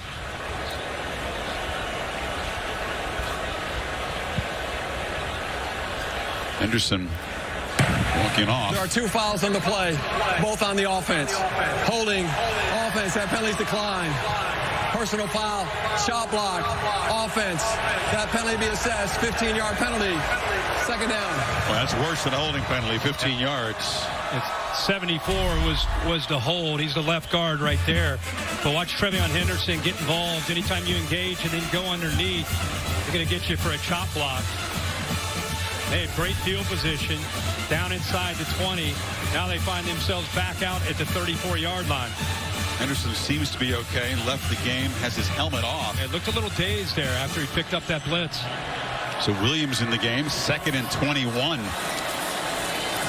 Stroud has time. They're going to give him that cushion, but Xavier Johnson, graduate from Cincinnati. This guy plays a little running back, a little cornerback, a little receiver in his career. And an impressive career as far as you kind of labeled a journeyman. You moved around like you said, and you just don't give up. You don't go away. The time you're 4th or 5th year, coaches want to utilize you. They can trust you. Tariq Bracy is down.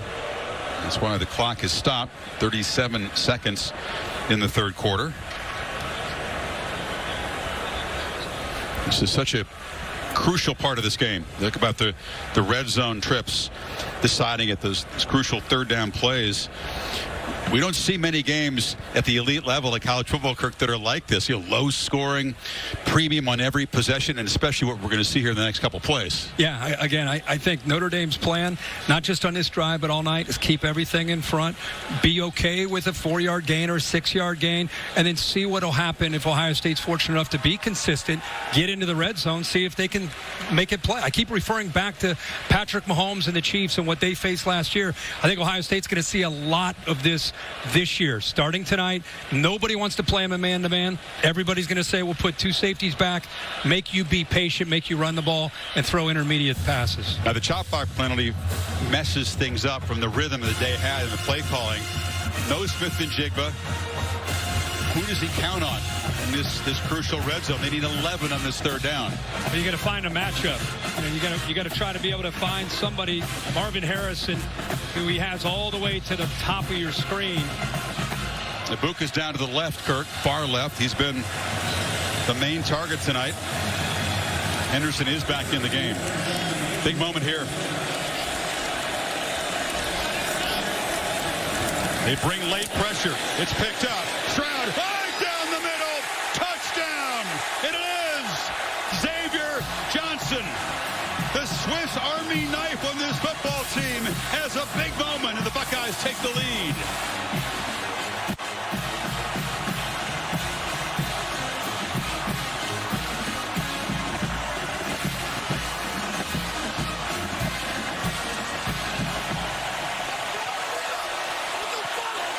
Irish defense gambled with the pressure and lost big time on that play. 24-yard strike. Ruggles makes it a 4-point lead. 17 left in the 3rd quarter. We just talked about and been bragging about how they've been keeping their safeties back. This time you look at the safeties, and Chris, you're all over it. You sensed it. C.J. Stroud thought, oh my gosh, finally the safeties are coming. He gets the one-on-one matchup. You said who can win one-on-one, and look, of all people, it's Xavier Johnson. Who would have had, we said pregame that Xavier Johnson in the second half is going to make a play on one-on-one coverage to give Ohio State the lead. I don't think anybody would have thought that. But Notre Dame, who have been playing with their safeties back, decide to blitz them in the red zone, and Stroud says, thank you very much. Delivers the ball the way we're used to seeing him throw it. 2 first-round receivers move on. Smith-Njigba is out. Julian Fleming hasn't been effective. Next man up. First touchdown, or X-man up, I should say. Xavier Johnson with a first career touchdown that gives Ohio State the lead here. Moment he'll never forget. Yeah, he wasn't really prominent in the scouting report. Oh, look at this scene.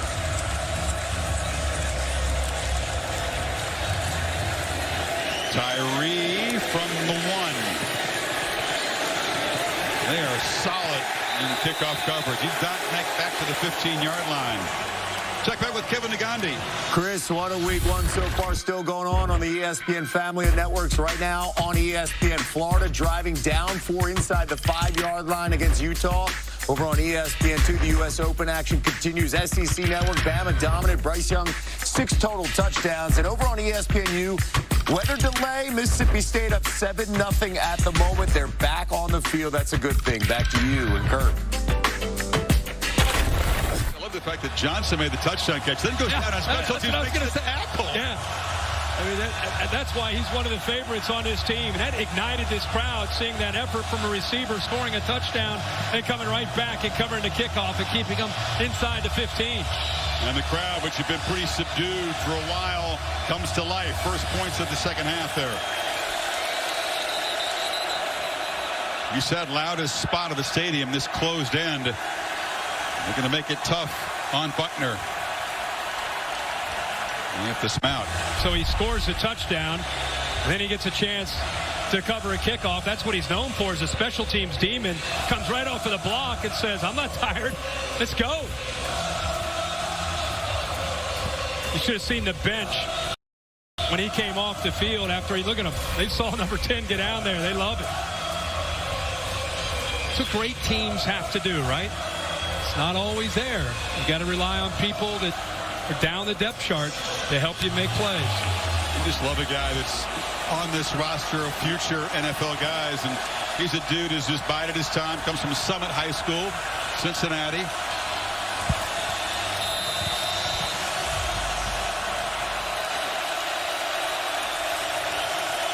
Off the timeout. Buckner looks to throw. And it's a downfield shot. And the catch made at the 45. Beautiful throw to Braden Lindsey, who makes his first impact play tonight. Little switch release. And Denzel Burke doesn't ever get any hands on him. Able to get around.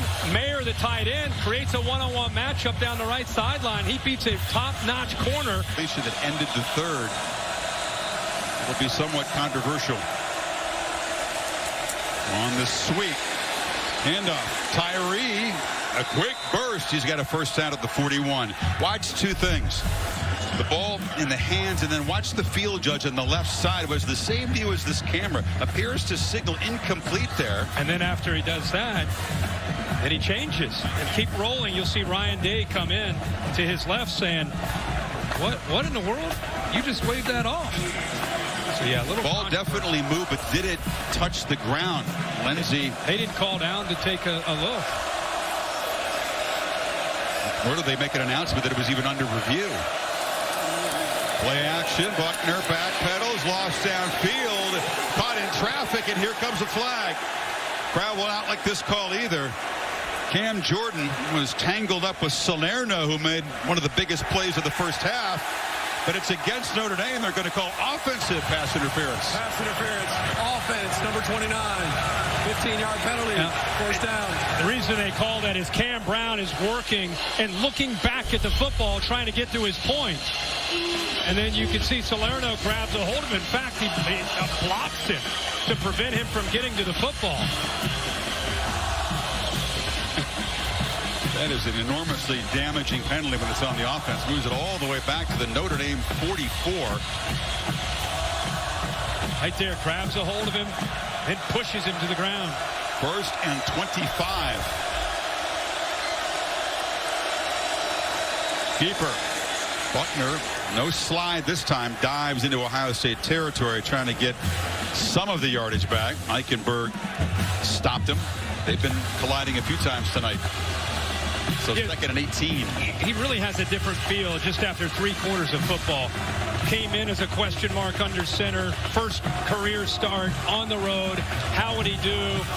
Seems like he's really settled into this game plan and still has his hands full tonight and even in this series, but definitely starting to kind of feel much better reading the Ohio State defense and trying to get the ball out of his hands. Buckner's done more running tonight than Jack Cohn did all year. Yeah.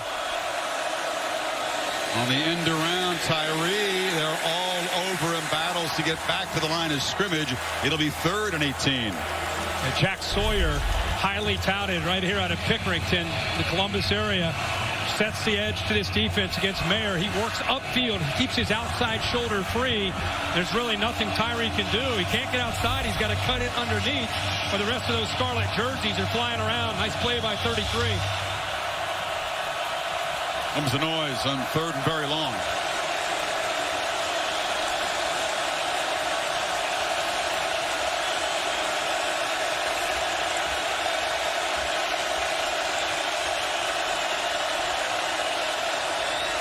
Buckner Takes his way, but they are not going to ignore the quarterback in that situation. Michael Hall Jr., another big play. The offensive PI ruins the drive. And Tommy Rees deciding to go with a safe route with a quarterback draw, trying to get the Ohio State defense to react to the motion. Hall gets off of his block. The rest of the defense right there, not fooled again by the draw. Eichenberg right there, the leader of that defense. So the 5th straight Notre Dame possession to end in a punt.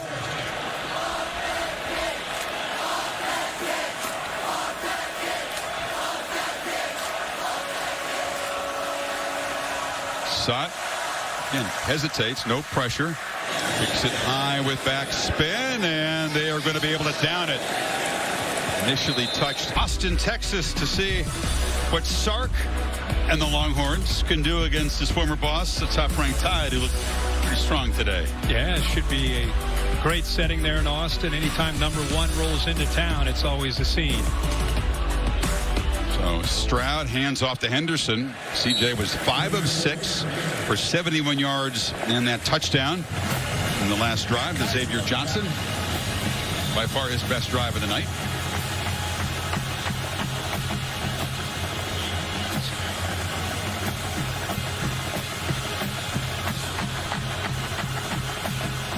We're keeping an eye on the TVs as we do. Looks like the Gators come up with an interception. They're going to hold off Utah and win in the swamp. Another one of the intriguing matchups of this opening Saturday night of the season. Henderson takes a shot that falls forward. They move the 6 to the 17. Riley Mills brought him down. Nice job there by 55. Matthew Jones, Mitch Rossi with a big block, and good, tough running. That's what Ohio State, again, wanted to be this year. When they had a lead in the 4th quarter, can they get some tough yards running the ball? Stroud stretches the field and delivers to Harrison underneath. Short gain, tackled inbounds at the 21. Talk about this interesting chess match all night long. Al Golden and this veteran defense, so football savvy, made that big gambling call, that blitz call that resulted in the touchdown. Yep. One call he's made that's really backfired. Henderson knocked down. It'll be 3rd and short. I thought Marvin Harrison came close to stepping out of bounds. It was a big game, but it was positive yards there on that first and 10 play. Ohio State now it's 3rd and short. Every down, every series critical. Now with 10 minutes, close to 10 minutes to go in this game. Williams spelling Henderson in the game. And no hurry here. Very patient. Trying to make sure that they makes the right call for the look. Play clock down at 4. Stroud well protected for a while. Now it breaks down. He's on the move, trying to make something happen, and flips it down the sidelines. And the catch is made. Mayan Williams, the running back, is Stroud again. Makes a pinpoint throw on the run. How about the effort? How about the effort by Mayan Williams to come back? He's looking over the middle of the field here to try to make this throw. It's too cloudy. Shows athletic ability to keep that play alive. Williams now on the carry, playing with some tempo. And then Mayan Williams was all the way down the field against that bare front man-to-man coverage. He comes all the way back. Wow, that was close on the sideline. So he throws back against his body in a full sprint and drops a dime in there. On the run, Stroud makes a long, low throw, and the catch is made by Harrison. Went down to the 49. Somehow got that big body down to scoop the ball off the carpet. And another first down. Ohio State going very fast right now. Gets his hands underneath that football. There's a pre-snap penalty on Ohio State. Prior to the snap, false start. Offense, number 79. 5-yard penalty. First down. With some crucial plays, clutch plays made by Stroud on 3rd down in this quarter. Not going to have an eye-popping statistical night, but he has been sharp without his top receiver tonight. Chris, how often last year did we see him throwing in rhythm, pitch, ball out. You know, occasionally you'd see him get outside. He never scrambles to run. He's scrambling to buy time, eyes downfield, make throws. But a few of these tonight, he's been running for his life, showing speed to get away from the pressure, and then still able to throw and make first downs. Chris Olave looking on. Bring the blitz up the middle. Williams runs through it and fights hard. Try to push the pile. He's within about 4 yards of the marker at the 43. Those backers blitzing, trying to shoot gaps, getting aggressive as Ohio State keeps moving the football. Mayan Williams, nice job of cutting that back. Stroud, another long, accurate throw. Harrison comes back, still trying to fight for yardage. Clarence Lewis wouldn't let him get away. He's throwing on time. It's a long throw to make. The ball's got to be out on time. Ball's out now. Pretty tight coverage. If that ball is thrown with one more hitch, it's an incompletion, possibly intercepted, but he got it out early enough to give Harrison a chance. Pinned way back on this drive. They've taken 9 plays to move it 61 yards. And the clock ticking midway through this final quarter.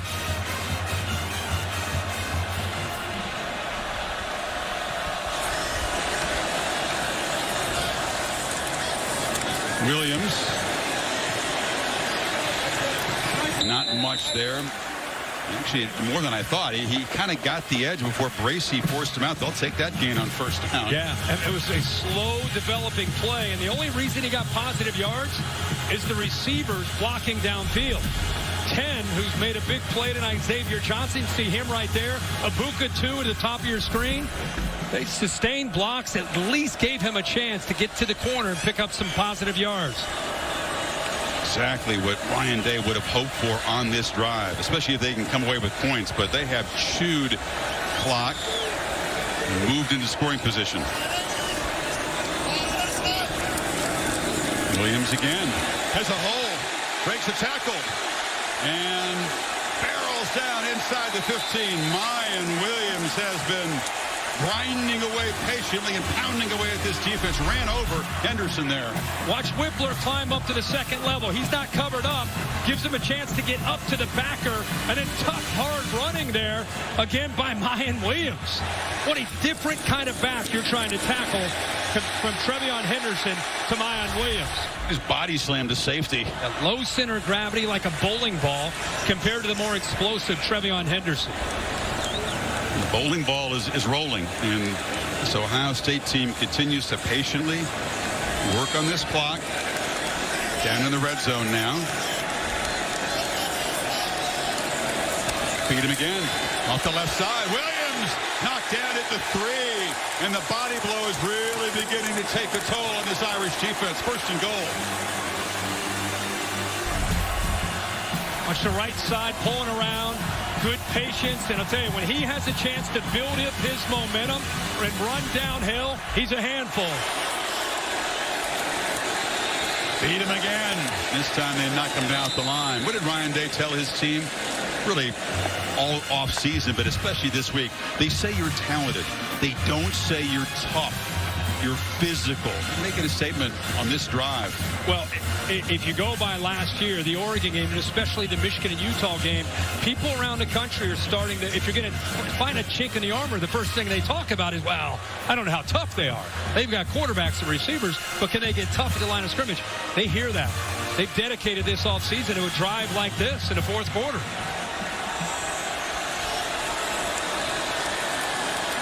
Second and goal. Williams fights to the goal line and crosses it. Ohio State stretches the lead in the final 5 minutes, and Mayan Williams was the man on that possession. 14-play, 95-yard drive, and taking over 7 minutes off the clock in a tight football game. See if he gets across and breaks the plane. Again, enough room there. Ball looks like right there. Breaks the plane. There's the progressive pylon cam. Oh, yeah. Irish had Ohio State backed up. Think we get a stop here. We get great field position, great chance to take the lead. This Ohio State offense pounding away on the ground. At Williams, 7 for 49, and the touchdown. Caught a pass for 12 yards. The lead is 11 now for the Pac-12. Notre Dame got to go to work here, Kirk. They have got to kind of go against the strength of this offense and try to make some plays downfield. It's incomplete to Lindsey. We've talked so much about the Notre Dame defense keeping him in this game. How about the job that Jim Knowles' defense has done? Notre Dame has punted on 5 straight possessions. And not only that, they've had 3 possessions in the second half, all punts. Knowles' group pitched a shutout so far in the second half. Buckner tried to get it to Mayer. Tight coverage, broke it up. It'll be 3rd down. Steel Chambers made the play. And let's face it, with Ohio State kind of stuck in 2nd, 3rd gear offensively, they've needed to get the ball back. They've needed Jim Knowles, this big defense everybody wanted to see, and they've stepped up to this point. They sure have. Give up a 54-yard play on the first play from scrimmage. He thought, more of the same. They have tightened up since allowing that 1 touchdown.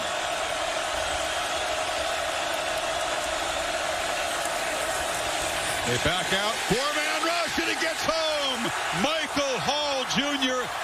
has been their best defensive player tonight. Nice to be able to get pressure without having to blitz, and he has had a night. The coaches warned us about him, and he has done it. He fights here, gets caught up, moving to the outside with 33. Jack Sawyer creates a little doubt with that offensive line. You can see Blake Fisher unsure, should he pick up 33 or 51? It frees up Mike Hall. And Mike Hall is having a night. 2 tackles last year. But one of those guys that, stepping into a bigger role, his natural ability, he's freaky, strong, tremendous athlete, and he has been dominant tonight. And that sack forces Notre Dame to kick it away in the final 4 minutes. It's a long boot, tremendous boot, way over Ibuka's head, still rolling. So Stroud and company take the field with an 11-point cushion. Free. And ran over Ramon Henderson, who's been taking some blows from Ohio State backs in recent plays. Boy, for 11. That's a different running style from Trevion Henderson. C.J. Stroud coming over and giving him some love. Think you saw Williams over there? Yeah. You know what he did? Hey, you go wear him down on that 95-yard drive, and then I'll come in on the back end of that. Lowered the shoulder. Role reversal, right? Yeah. He was proud of himself, too. Came back to the huddle, clapping. Well, it's been some unsung stars over Ohio State. It's a deep roster, stacked with future players on Sunday, but it's been some guys that very few outside of Columbus have heard from coming into tonight. Carry to the 33. Holly? Well, guys, this Ohio State sideline has been absolutely electric after that long drive where they ran the ball down the throat of this defense. Mayan Williams, the offensive line, literally they came skipping off. Ryan Day met them out there screaming, great drive, great drive. They are so fired up that they are finally proving people wrong, showing them that they do have the toughness to run the football. And right before they took the field for this drive, Ryan Day went out there again and hyped them up, screamed in their face. And this offensive line, they are so proud of the toughness they're showing right now, guys. And Holly, it's not just going to be tonight. Other teams are going to use this blueprint, so it's going to be something they've prepared the entire season, knowing they have to have that versatility. And don't you think, given the narrative, Kirk, and the messaging from Ryan Day, this kind of a win for a lot of the guys in this team is way more satisfying than just all the offensive fireworks and winning a shootout, which they did a few times last year. Yeah, you get pushed. I mean, this is a good Notre Dame team, as we've seen. I look forward to watching them the rest of the year. They came into this game on the road with an attitude of, hey, we're not going to just be conservative and look for a moral victory. We're coming in here to win it. They were very well prepared. So Ohio State took their best shot, had to change their game plan on the fly, and went back to the old-fashioned way of winning with defense and running the football. They just need a few inches here on 3rd down, and Stroud's going to keep it. This is a really satisfying win for a lot of reasons. You got the legends of the past. All these former Ohio State greats in football were here. LeBron James, their most famous fan, was here. And Justin Fields, Chris Olave. I mean, there are so many alums back. And maybe more importantly, what they hope will be the next wave of Buckeyes. You got 10 uncommitted 5-star recruits. Do you know how crazy that is in the landscape of recruiting? Oh, yeah. Most programs would love to have one 5-star. You've got 10 of them, a whole bunch of 4-stars, and all their committed players are here. It's a huge recruiting showcase game. And they get to showcase a great environment in this stadium. And this is maybe Ohio State in 22. We hope Smith-Njigba can come back and be healthy and make an impact. That's for sure. Just say this about Ryan Day and Ohio State. There's a lot of pressure on this team to win every game by 20 points or more. This is a game week 1 against a very talented, determined opponent. This is where you survive. You're proud of how you had to adjust, learn how to win a different way, and move to the next week. You don't dwell on what could have been, what should have been, why did they do this, why did they do that. It's a great win against a good team. You move on to the next game. Irish and Marcus Freeman will drop to 0-2 as a head coach. It'll get easier. Marshall, Cal, North Carolina next. This could be a dangerous team and a tough team to beat for anybody they play that's on their schedule. The Irish battle, follow their blueprint, but a physical Ohio State team scores a touchdown in the third and a touchdown in the fourth quarters to erase a halftime deficit. C.J. Stroud throws for 223.